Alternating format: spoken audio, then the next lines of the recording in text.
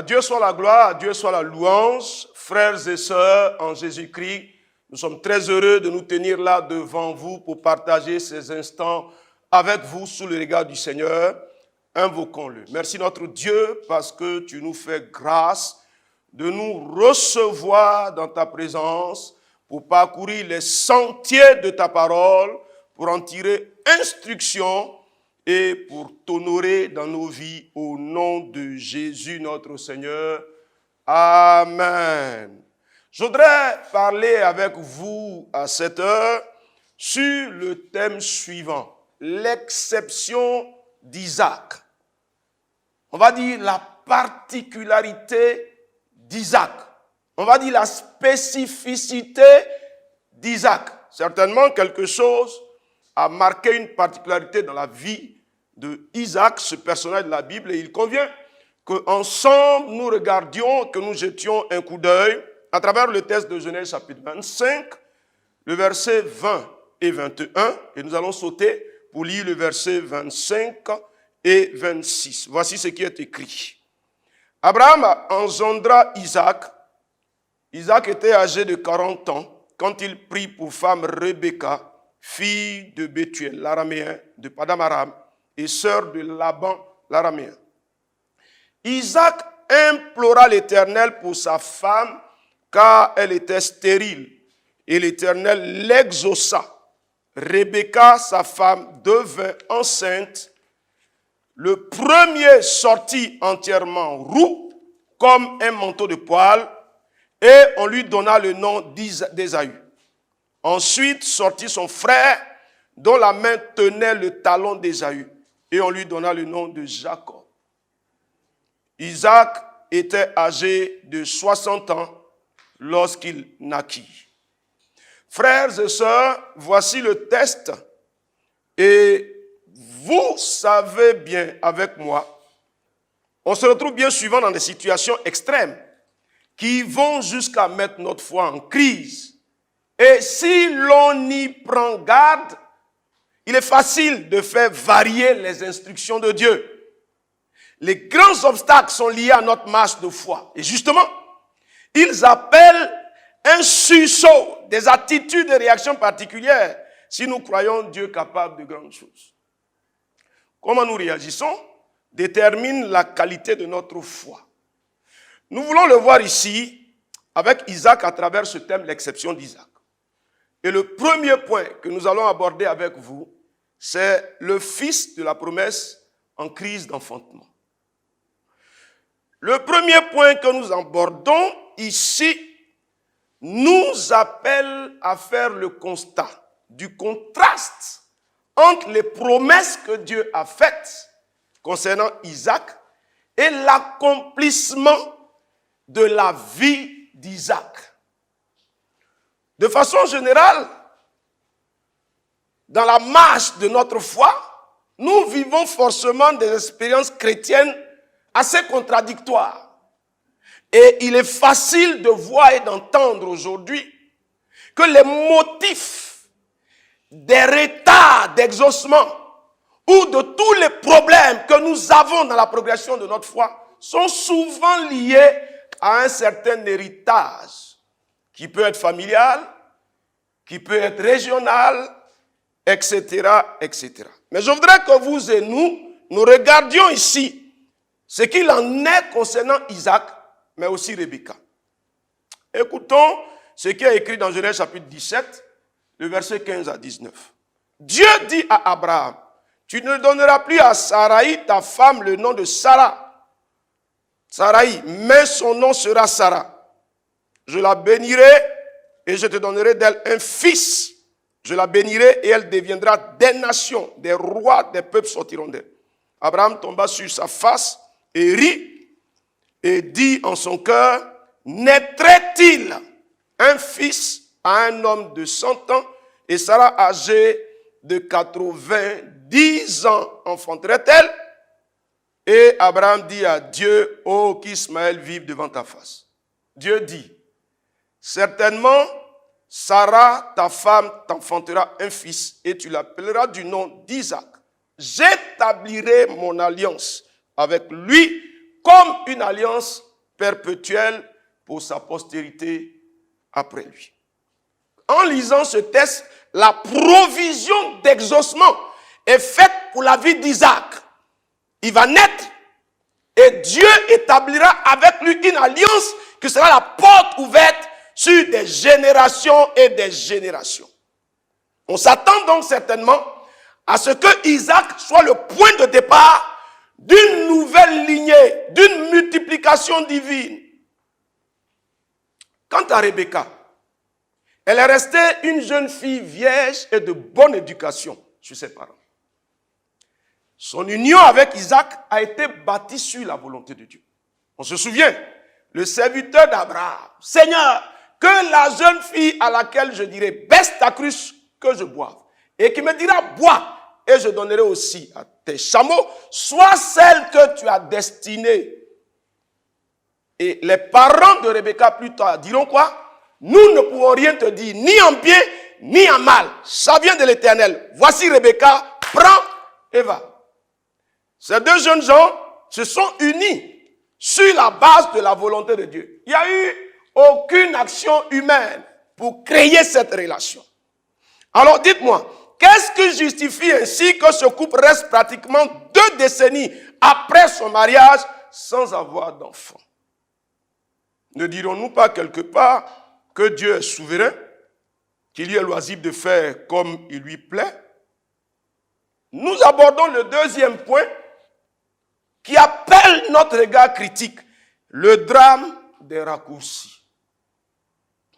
Avant Isaac, Abraham a lui aussi vécu cette crise d'enfantement qui, en ce qui le concerne, a été une source d'une vraie crise conjugale. Malgré toutes les promesses que Dieu lui a faites, Abraham et sa femme ont trouvé des moyens d'emprunter des raccourcis, une solution qui serait pourtant, comme il le sait, non conforme à la volonté de l'Éternel.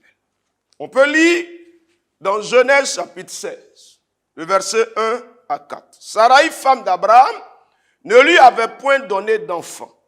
Elle avait une servante égyptienne nommée Agar, et Sarai dit à Abraham, voici, l'Éternel m'a rendu stérile. Viens, je te prie, vers ma servante. Peut-être aurais-je par elle des enfants. Abraham écouta la voix de Sarah. Alors, Sarai, femme d'Abraham, prit Agar l'égyptienne, sa servante, et la donna pour femme à Abraham, son mari, après qu'Abraham eut habité 10 années dans le pays de Canaan. Il alla vers elle, et elle devint enceinte.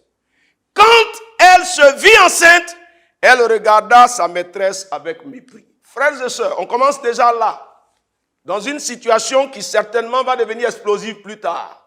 La servante s'est vue enceinte, son regard sur sa maîtresse a changé. Mais ce n'est pas venu pour rien. Abraham a osé essayer une solution que Dieu ne lui avait pas prescrite.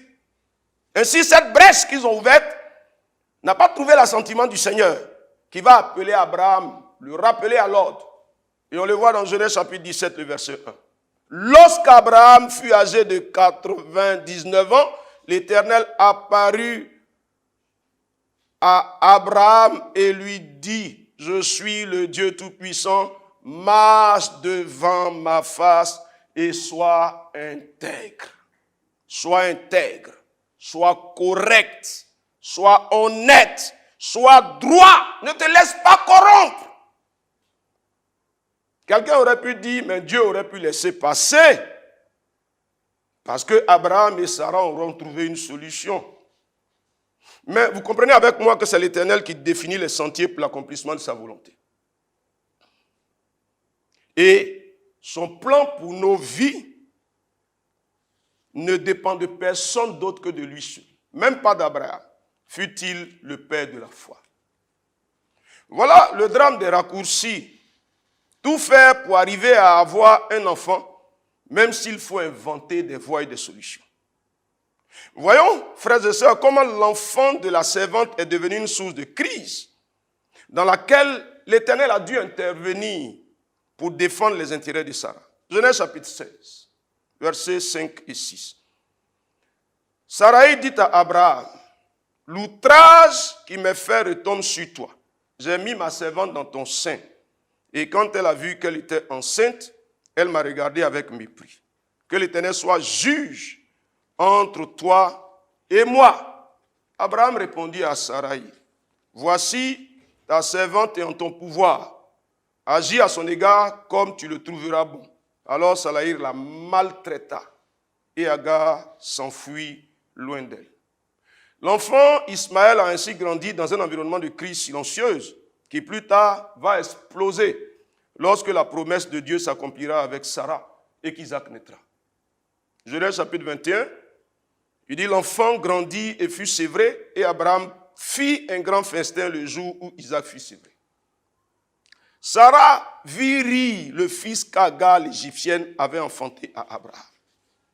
Et elle dit à Abraham, chasse cette servante et son fils, car le fils de cette servante n'héritera pas avec mon fils, avec Isaac. Cette parole de plus fort aux yeux d'Abraham à cause de son fils. Mais Dieu dit à Abraham, que cela ne te déplaise pas. À cause de l'enfant de ta servante, accorde à Sarah tout ce qu'elle te demandera, car c'est d'Isaac que sortira une postérité qui te sera propre. Frères et sœurs, en arrivant là, on se rend compte que Dieu a pris son parti. L'enfant de ta servante. Dieu intervient lui-même. Parce que Abraham, qui l'a appelé, est destiné à accomplir un projet que Dieu a engagé avec lui. Abraham s'est attaché à faire varier le projet de Dieu pour lui superposer un projet qui lui est propre à lui, Abraham. Mais Dieu n'entend pas les choses ainsi. Frères et sœurs, bien d'autres crises existent dans beaucoup de familles avec des enfants qui y sont entrés de la mauvaise manière. Que devrions-nous faire quand l'attente ne s'accomplit pas? Regardons ici. Isaac nous donne une orientation. Nous abordons ainsi le troisième point. La bonne attitude, Isaac implore Dieu. Isaac a eu la bonne attitude face à la crise d'enfantement qu'il a vécue avec sa femme Rebecca. Lisons Genèse chapitre 25, le verset 21. Isaac implora l'Éternel pour sa femme, car elle était stérile, et l'Éternel l'exauça. Rebecca, sa femme, devint enceinte. Frères et sœurs, pendant combien de temps Isaac est-il resté dans l'attente patiente et dans la prière? Et le texte biblique nous informe qu'ils se sont mariés quand Isaac avait 40 ans. Ses enfants sont nés quand il est entré dans sa 60e année. Avons-nous, dans la lecture, dans le parcours du texte, des traces de son attitude oppressante contre Sarah qui ne faisait pas d'enfant?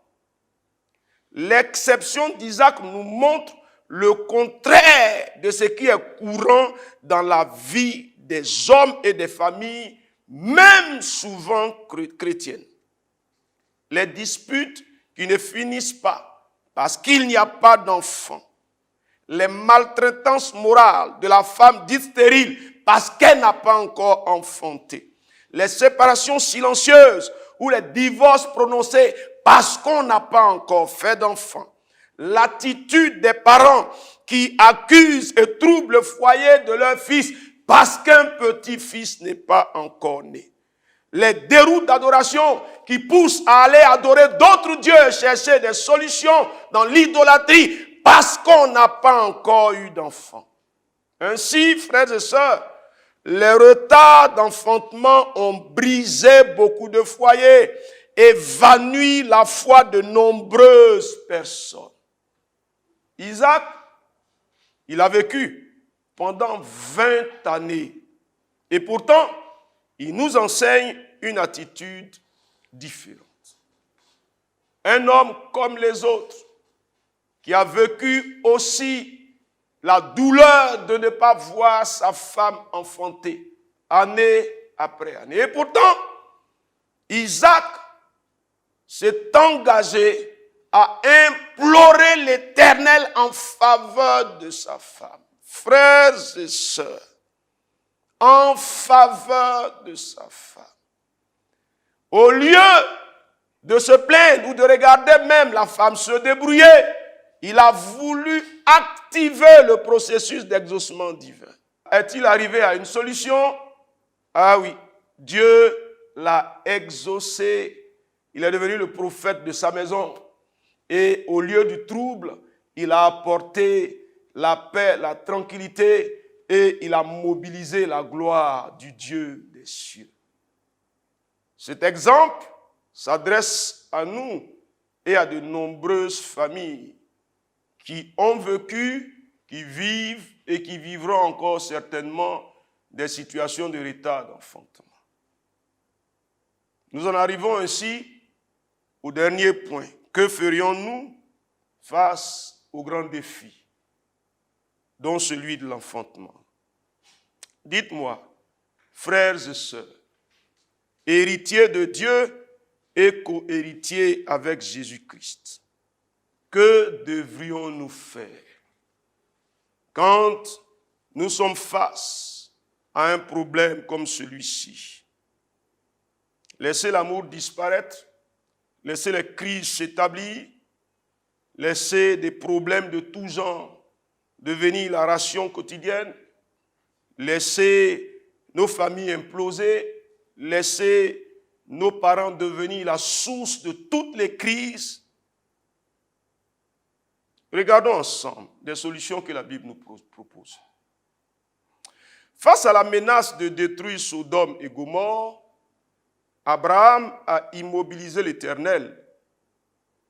Et il nous est dit dans Genèse chapitre 19, le verset 29, lorsque Dieu détruisit les villes de la plaine, il se souvint d'Abraham et il fit échapper Lot du milieu du désastre par lequel il bouleversa les villes où Lot avait établi sa demeure.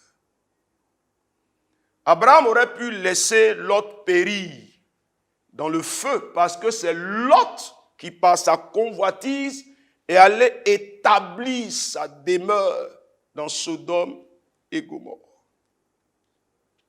Et pourtant, Abraham s'est pourvu comme l'intercesseur pour pousser Dieu à changer de décision en faveur de son neveu. Et Dieu, justement, nous communique sa pensée. Ésaïe chapitre 55, versets 8 et verset 9. Il dit, car mes pensées ne sont pas vos pensées, et mes voix ne sont pas vos voix, dit l'Éternel des armées. Autant les cieux sont élevés au-dessus de la terre, autant mes voix sont élevées au-dessus de vos voix, et mes pensées au-dessus de vos pensées. Que ferions-nous? C'est la question à laquelle nous répondons. Adopter la pensée de Dieu ou faire selon ce que les hommes ont l'habitude de faire? Ensuite, on peut se poser cette autre question. Le Seigneur nous autorise-t-il à repenser sa volonté? Est-ce que dans notre marche avec Dieu, Dieu nous autorise à réviser, à améliorer, à changer sa pensée selon les instructions qu'il donne dans sa parole? Dieu dit ce qu'il faut faire. Dieu dit comment il faut marcher. Est-ce que nous avons un mandat? A-t-on des traces dans la Bible où l'homme a un mandat pour faire varier l'instruction que Dieu donne? Et pourtant, Abraham l'a fait. Il a fait varier l'instruction. Mais Isaac ne l'a pas fait. Isaac est demeuré dans l'axe pour que Dieu puisse accomplir ce qu'il avait à accomplir parce que quelqu'un lui en a donné l'occasion. Pour finir, on peut se poser des questions, de savoir pourquoi nous entrons dans la relation conjugale et comment pouvons-nous activer les bénédictions divines rattachées à cette vie conjugale. La question de pourquoi on entre dans la relation conjugale est déterminante. Si nous pensons que c'est Dieu qui a institué le foyer, ce serait donc à cause de Dieu que nous devrions y entrer. et bâtir notre univers conjugal pour la gloire de Dieu. Mais comme Dieu a rattaché un certain nombre de promesses à l'expérience conjugale, Dieu donc est engagé, pourrions-nous dire, pour accomplir ses promesses. Maintenant, la question qui se pose, c'est quelle est l'attitude pour nous qui permettra à Dieu d'accomplir les promesses liées à l'expérience conjugale. Ici, Isaac nous donne une attitude qui, à elle seule, a mobilisé Dieu. Abraham, son père, s'était trompé. Beaucoup d'autres se sont trompés. Mais Isaac a pensé qu'il fallait invoquer le Seigneur. Et parce qu'il a invoqué le Seigneur, la frustration, la crise, le découragement, la déception, les pleurs et les tristesses se sont évanouis et l'exaucement est arrivé. Frères et sœurs, pour conclure ce temps de partage, il nous revient que la Bible nous donne le chemin à suivre pour que la volonté de Dieu s'accomplisse. Nous sommes participants avec Dieu pour accomplir sa volonté dans nos vies y compris. Comment y parvenir? Les hommes adoptent de nombreuses solutions qui parfois sont en total déphasage avec la volonté de Dieu. Beaucoup d'enfants sont nés dans des familles qui sont devenus des enfants de crise, des enfants de problèmes, parce qu'ils y sont entrés de la mauvaise manière. Mais Dieu, qui veut que la descendance soit le prolongement de la bénédiction qu'il accorde, nous donne des solutions à travers le personnage d'Isaac. Pourrions-nous le suivre? Pourrions-nous aborder le sentier qu'il nous trace? Il fait exception. Et cette exception doit pouvoir nous instruire. Seigneur, nous te bénissons parce que tu nous instruis à travers la personne de Isaac, avec Rebecca, sa femme, en crise d'enfantement. Il invoque le Dieu que tu es et tu l'exauces. Oh, apporte-nous le secours du ciel pour reconvertir nos pensées, l'état de nos cœurs, pour nous engager dans la voie de Dieu, Seigneur. Alors je veux prier et je veux déclarer au nom de Jésus-Christ que le règne des fausses solutions s'arrête au nom de Jésus-Christ. Tu nous en fais sortir par la puissance de ton esprit les mauvaises solutions qui sont en elles-mêmes des sources de crise. Je dis non à ces solutions.